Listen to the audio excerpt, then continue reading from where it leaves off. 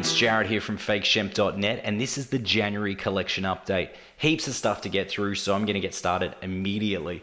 First up is the Nightbreed limited edition. No doubt every man and his dog's probably done an unboxing video of this thing on YouTube, given that it came out in October of last year. So I'm not going to waste your time showing you the contents of this particular box. It does have the theatrical, the director's cut, and a bonus disc of special features, including, from memory, maybe a feature-length documentary. I can't remember if it was over the hour mark or not.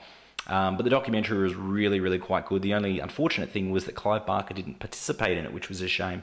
There's also a booklet in there that has rather extensive notes on the restoration of the director's cut, which is really interesting. But yeah, really nice package with a very sturdy outer box. Next up is the 88 Films release of Graduation Day, a rather below average slasher. Man, it was a hard watch, a really tough watch. I was compelled to press fast forward during some of the running and walking sequences because they were way too long. The main reason I bought it over the US release was because it's got the feature-length documentary by Callum Woodell, who does a lot of special feature content for 88 Films and Arrow. He runs a production company called High Rising Productions, and they do a stellar job of special feature content. And the documentary itself, Scream Queens, was great and pretty much worthy of buying the disc alone for that. And 88 Films has done a terrific job with the packaging, right down to the reversible slick and booklet. But the film itself, Graduation Day, yeah, not great. But if you're going to buy any version of it, I'd say buy this version over the US release simply because of that feature-length documentary, Scream Queens. Okay, so next up is another import, although I did buy it locally, funnily enough. It's just they've imported it from overseas. And that's the Postal Service, Everything Will Change. Documentary, live concert, collection of videos, all sorts of stuff. If you're a fan of Ben Gibbard, Postal Service, you should definitely check it out. I haven't watched the documentary yet. I did put it in the player, but I just didn't get around to hitting play. All the videos, bar Against All Odds, the Phil Collins cover from Wicker Park, for whatever reason the video's not there, assumably because it's got footage from the Wicker Park movie, and I guess that's owned by MGM, so there'd probably be licensing issues. But yeah, really looking forward to checking out the documentary. Next up, another music DVD, and it's the Gaslight Anthem live in London. Big Gaslight Anthem fan. In fact, I'm seeing them play here in Australia next week. It'll be, I think, about the 5th time I've seen them play, and the first time my wife will have seen them play, but very psyched to see them, particularly because the last record, Get Hurt, was, I think, a really amazing album and a good direction that they're going in. I was lucky enough to see them play on Letterman last year when my wife and I were on a honeymoon, and it was amazing. So Gaslight Anthem live in London. Really good DVD, by the way, too. I've watched it through twice. Really captures the live feeling of them extremely well. Another 88 Films release, Bloody Birthday, which I believe Severin have in the US, and I'm not sure, I can't remember if they put it out on Blu-ray or not. Anyway, 88 Films have put it out. Again, it's got a reversible slick. Pretty much ports over, well, I think it ports over all the special features from the previous Severin release DVD in the US, plus actually has a UK exclusive audio commentary, and may even have a booklet with, once again, Callum Woodell. Yes, it does. But yeah, really cool little 80s, I guess, kids turn nasty slasher type affair. Got a big soft spot for that. As do I for this, the Police Academy movies, mainly Police Academy 1 to 3. Everyone knows Police Academy 3 is a work of genius. And Police Academy 4 is a lot of fun, but Steve Guttenberg leaves the franchise loses a lot. And this is, in fact, all 7 films, including the last film, which I've never watched, funnily enough, Mission to Moscow. Unfortunately, though, they've gone for this rather average packaging, which is a shame. And as you can see, they've even changed the title treatment of Police Academy, which is very odd. On the back of the jacket here and on the individual cases on the back, you actually get the original Drew Struzan art, because I'm pretty sure he did the art for every one of the Police Academy movies. Anyway, the box set was super cheap. I think it cost me like $20 from Zavvi in the UK, $20 Australian. So for 7 films, you can't really complain. And I believe, from memory, every one of the films is on its own disc, which is pretty cool. And it ports over whatever special features were available on the previous DVDs. These are some double dips, but I have been getting rid of my original editions in favour of these rather lovely steelbooks. And these are the, I think these Zavvi exclusive, I think, from memory. Dario Argento Inferno. Definitely not my favourite of Argento's films, but it has its moments, and this steelbook's phenomenal. I haven't actually cracked it yet, but I will soon enough. Next one up, George A. Romero's Day of the Dead. Again, getting rid of my previous Arrow release to get this steelbook because it uses the original theatrical key art, ports over all the same features from the previous edition. Pretty cool. And then last but not least, the Zavvi exclusive of The Elephant Man, which I don't actually own on DVD or Blu-ray. Probably David Lynch's most normal narrative film that he's directed outside of the straight story, and I've got a huge soft spot for this. I haven't watched it in years, but the few times that I've seen it, I've probably seen it about 3 or 4 times. It's always brought a tear to my eye, so I'm a little bit worried about watching it again, but it's a really powerful emotional film, The Elephant Man, the tale of John Merrick. Okay, so I think that's all the imports taken care of, so let's move on to some local releases. This one is from a new label out in Australia. I think it's called Sandman Films from memory. They're distributed through Griffin, and this is a film called At the Devil's Door, directed by Nicholas McCarthy, who directed a film you may have seen a couple of years ago called The Pact. Just The Pact 1. I thought it was a pretty good horror film, fairly original and quite suspenseful. At the Devil's Door is similar, definitely not as good as The Pact, but it has some amazing cinematography, of genuine eeriness to it. And from memory, quite a good score. I'm really looking forward to checking out the special feature content on this release because, yeah, I didn't love it, but there's a lot of elements about this film I did enjoy. At the Devil's Door. Next one is one I haven't seen. I did see trailers for it because it's been out for a number of years overseas. I think it was made in about 2012. It's directed by Danielle Harris, who most people will know from the Halloween franchise and a lot of other horror movies. Like I think she was in... I don't know if she was in Laid to Rest, but she was definitely in Chrome Skull, the sequel. And Monster put this one out locally, so yeah, I'm looking forward to checking it out. The quote on the front seems pretty accurate. Actually, the quote is not on, maybe it's on the back. Yeah, no, I read the quote elsewhere, but it pretty much said something like Pretty in Pink meets, I don't know, something awesome and horror-ish. And that's what it seemed to me. It's kind of like a prom film turned savage. Next up is Dark Tourist. Don't know a lot about this film except that the lead actor in it here is in The Walking Dead season 5. I don't think he was in 4. Maybe he was. I can't remember. But anyway, he's a military guy. Bit of a tough guy in Walking Dead. Anyway, Dark Tourist. Looking forward to checking out. It's got Melanie Griffith in it, who I haven't seen for a while in really anything. So should be a bit of fun. Then next up is one called Proxy, which I believe Melbourne's Matt O'Neill, who runs It's Only a T-shirt and designs some DVD jackets here and there. And I think he's got a VHS label called Celluloid Apocalypse. He's done the art for the Australian release of Proxy. I've heard really, really good things about this. It's through a label called Glassdoll Films, who are putting out a bunch of stuff at the moment. And yeah, I'm really looking forward to checking it out. It's got a million special features on it, so hopefully I really dig it and I'll be keen to check out the special feature content. Okay, so the next one up is Raven's Cabin, which is another Monster Pictures release, and not that the last one was, but the one prior to that was, and the one prior to that was. But anyway, Raven's Cabin, Aussie horror film, and it's actually got this actress in it who I only saw in something the other day for the first time. Her name is Andrea Burdett, and she was in a film called Foreshadow, an Australian, I don't know, demonic kind of horror film. But Raven's Cabin looks interesting. Looking forward to checking out. It has some striking artwork, I must say. But yeah, I haven't heard a lot about it, so looking forward to checking that out. Next up is another Monster Pictures release, and it's The Desert, which is a foreign horror, which I believe is similar to The Battery in that it's zombie apocalypse, but that's really just the backdrop for what's taking place. Primarily as the story, of which I don't really know what the story is, but it sounds fascinating, and it's played a bunch of festivals and picked up a bunch of awards, so yeah, it should be a good watch. Next one up is The Dirties. The artwork looks awfully similar to Pulp Fiction. Obviously that's what they were going for. In fact, I think one of the deleted scenes is called Pulp Fiction. But Kevin Smith was pretty much praising this film all over the internet, and even his quote, "The most important film you'll see all year," is on the top of the jacket. And again, this is from the Glassdoll Films, sorry. And yeah, they've gone to town on this, a 2-disc special edition, which is pretty cool. There's even a quote here from Valhalla Social Cinema, which is run by Jose, now it's called The Val, and they just opened the other week. But The Dirties, looking forward to checking that out. Next two are probably going to be utter shit, but I'm I'm a willing participant, and I didn't actually pay a cent for either of these two, so yeah, I don't feel too bad about it if I turn it off within the first 10 minutes. But Varsity Blood, the artwork's actually pretty cool. Don't know much about it, but it's distributed through Shock, but it's through, I think, RLJ Entertainment.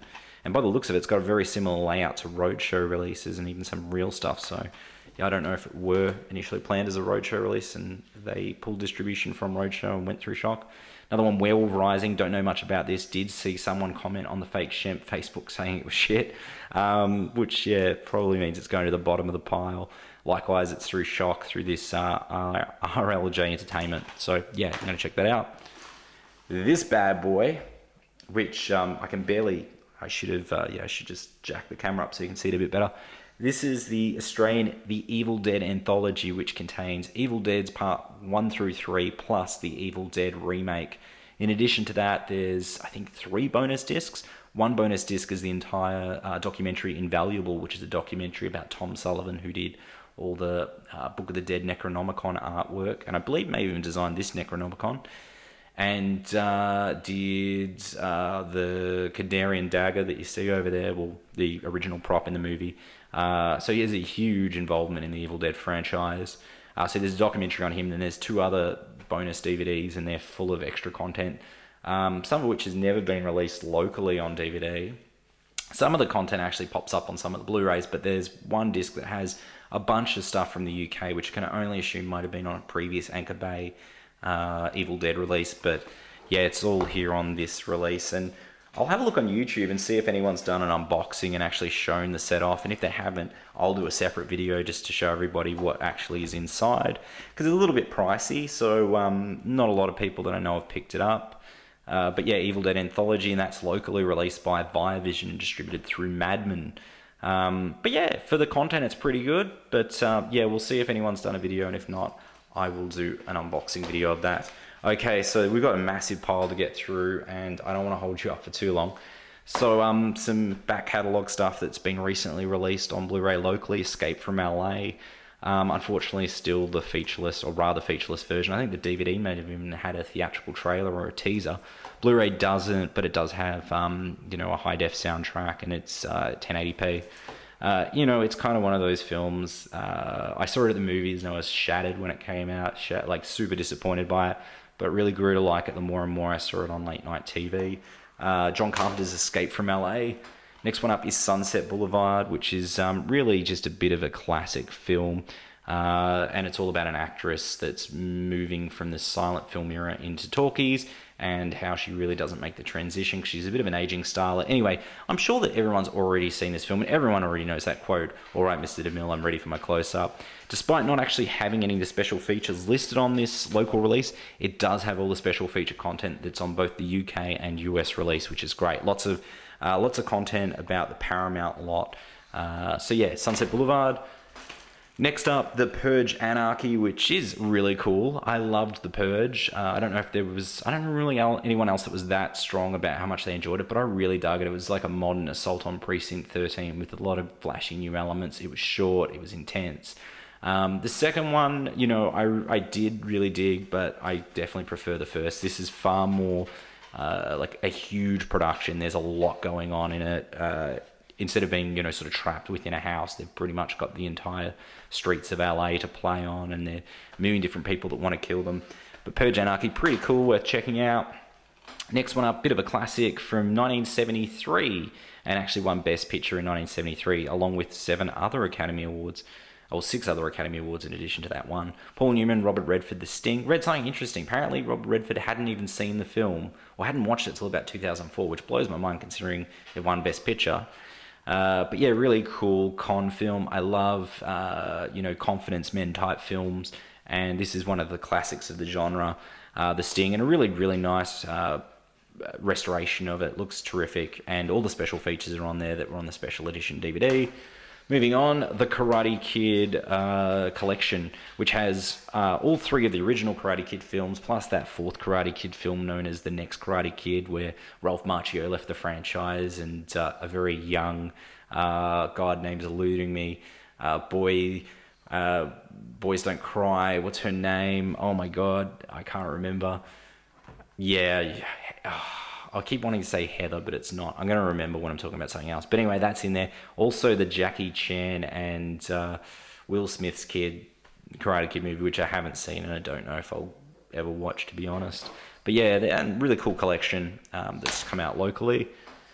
Next one up is The Invention of Lying, which I saw at the movies, wasn't huge on, but I thought I'd give it a second chance to, because it does have Ricky Gervais, who I love, and Louis C.K., as well as Tina Fey and Jennifer Garner, a lot of people. But yeah, a friend gave me this for free. They were getting rid of it, and I said, well, yeah, I'll take it, because I've been wanting to watch this again. I've been hunting for a cheap copy. So yeah, The Invention of Lying. Next one up is an Aussie horror called Lemon Tree Passage, which I watched last night on Australia Day. And look, it was technically quite well made, looked beautiful, and it's just the story wasn't fantastic, and it was confusing at times, and ultimately it was just a little bit average. I just found myself dropping out, and I think that's probably why I was getting confused, because I was losing interest. I like what they tried to do, but I just don't think it got there. Even the artwork's pretty cool, but yeah, it just didn't do it for me, unfortunately. Next up, I don't know really anything about this except it's got Patrick Wilson and the cover looks amazing. I assume that's a sci-fi spoof. I did read the synopsis and it sounded interesting. Space Station 76. Another werewolf horror called Where the Legend Reborn. It's got AJ Cook in it, who was in, from memory, I think she's in a few horrors. I think she was like in Ripper, Letter from Hell, from memory, and one of the Final Destinations, maybe Final Destination 3, I want to say the one on the roller coaster. Yeah, don't know much about it, but, yeah, it looked interesting. New Abel Ferrara film, Welcome to New York. Gerard Depardieu in it, and he looks mighty obese, so I'm looking forward to checking that out. Next up is a Brian De Palma film that I had never seen, so I managed to pick it up cheap recently during a JB Hi-Fi sale, and that's Femme Fatale with Antonio Banderas and Rebecca Romijn Stamos. Actually, she's just Rebecca Romijn now. But yeah, never seen it. Should be interesting. Erotic thriller, as you would expect from Brian De Palma. Then next up, another Brian De Palma film that I picked up through eBay, and that's Casualties of War. Have seen this, saw it when it came out in video. I think I may have even seen it twice, and I remember it being quite disturbing. So I've been reluctant to revisit it, but picked it up on eBay for about $7. Hasn't made the transition to Blu-ray yet, sadly. Well, not locally. I think it's out in like Japan and Germany. But yeah, I'm keen to check it out, and this is actually an extended edition with more footage in it, so it's the version I haven't seen. A few special features on it, but yeah, I'm looking forward to watching it, but it's going to be one of those days where I'm just have to be in the right frame of mind for it, because it was pretty heavy. Next up, another Brian De Palma film. This was actually one that I missed out from last month. I forgot to include it. Raising Cain, picked it up on eBay pretty cheap. I think paid like $3 or $4 for it. Really dug this film when I saw it on video when it first came out. It's almost Giallo-esque, but yeah, rewatching it, it's not as good as I remember it, but it is still quite good. It's fun, and I know that there's an alternate version on the internet where someone's recut it and, sort of, I think, cut it closer to the script, because I think there might have been a bit of studio interference with this particular film. But Raising Cain, it's a lot of fun, and John Lithgow's just over the top awesome in it. Okay, so next up is one of the JB exclusives of Sin City. It's Sin City, or Sin City: A Dame to Kill For, which is Sin City 2. This is the 3D SKU that has the 3D as well as the standard Blu-ray, and has this alternate packaging. So you just take the O card off there, and then you've just got the sweet artwork with Josh Brolin on it. The standard Blu-ray, I think, has got the dame on it. I can't remember her name. It's eluding me. Her name is... The text on this is far too small. Eva Green. Anyway, inside also, you've got the disc, which is in a nice little red cover, but they've actually used the original theatrical key art for it, and not the really shitty Photoshoppy version that they put on the standard Blu-ray and the DVD and overseas releases. So this looks great, because it's a good companion piece for the previous release of Sin City Part 1. So let's get that out of the way. I'm running out of room. Next one up, Fury, Brad Pitt, World War II drama. I don't know too much about this film, except that it trailered really well. And I was quite keen to see it. I did hear, though, it's quite violent. So yeah, again, I'm probably going to have to be in the right frame of mind for a war drama that's reasonably violent. I heard quite gratuitously violent, in fact. But yeah, Fury. It's directed by David Ayer, and I just can't place what else he did. Next one up is the JB exclusive of From Beyond from Umbrella. This has got some extremely awesome artwork, which is exclusive to this particular release, and it's done by an Australian designer called named Simon Sherry, and he's doing a lot of work for Umbrella at the moment. And yeah, this art's killer, but you've also got on the inside a reversible slit with essentially the original theatrical art. And by the looks of it, it not only ports over all the special features from the original Region 1 MGM release, but I think it may actually have all the second sight special features from the UK release. But yeah, From Beyond, Stuart Gordon, Jeffrey Combs classic. Next up, another Umbrella title, Zombie Holocaust. Yeah, I'm sure everyone's seen Zombie Holocaust. But yep, just upgrading that to Blu-ray. And in fact, I've already got the US Scream Factory From Beyond, but I picked up the local one because the art's great. And yeah, it's got all those other extra features on. Another Umbrella release. This is an Oz Cult double feature of The Initiation and Dreaming. I've never watched The Initiation, funnily enough, but I have watched The Dreaming before, which has Penny Cook. You may remember her from E Street. And yeah, I've got a soft spot for that. Any kind of Indigenous horror is always welcome in our household, or by me. Anyway, The Dreaming and Initiation double pack DVD. Looking forward to revisiting that. Haven't seen it since VHS. Next one is a David Hannay collection, which is through Umbrella, which has two of his films, Solo and Allison's Birthday. Unusual sort of pairing because you've got a horror film with, I guess, a drama love story. But I really want to see Allison's Birthday. Never seen it. Didn't even know about it before this release was announced. And I went, hang on, I've never seen Allison's Birthday. I don't think I've even heard of it. So yeah, looking forward to checking that one out. Next one up is a Hammer horror film, recent Hammer horror film, I should say, with Jared Harris, who was in Mad Men, in the series Mad Men. The Quiet Ones, yeah, heard pretty good things about this. Unfortunately, didn't get a Blu-ray release locally, just DVD. So yeah, looking forward to checking that one out. Oh, it's got, yeah, no one else I really know. On the topic of Mad Men season, the final season, which I think is season 7 part 1. Looking forward to the second part of the final season returning to air, but yeah, great series, one of my favorites. Another one, Goldbergs, which I've only watched 2 episodes of so far, but digging it. It's pretty good. I think it's just still finding its footing, and it's set in the 80s, so I guess you could liken it to Freaks and Geeks, but it's just not at that level of the writing, but it's funny so far. Next up, Life's Too Short, essentially the Christmas special. I think it was a Christmas special, but this sort of ties the series all up after the single season. It only ran for 1 season from memory. Yeah, I'm pretty sure it was just 1 season. So yeah, this wasn't broadcast on Australian TV, so it's been released on DVD. Sadly, just DVD, which I've got the first season on Blu-ray, but yeah, it's cool to have anyway. Val Kilmer's in it, quite funny. Psych Season 6. Yeah. And then last is Brooklyn Nine-Nine Season 1, which I've seen a couple episodes of air on, I think, SBS. It's pretty funny. Looking forward to watching more of it. Pretty much in the vein of like Parks and Recreation and The Office, just a little sillier. But yeah, anyway, so that is the January collection update. Thank you for watching. And yeah, I'll be back in February with the collection update, hopefully with less films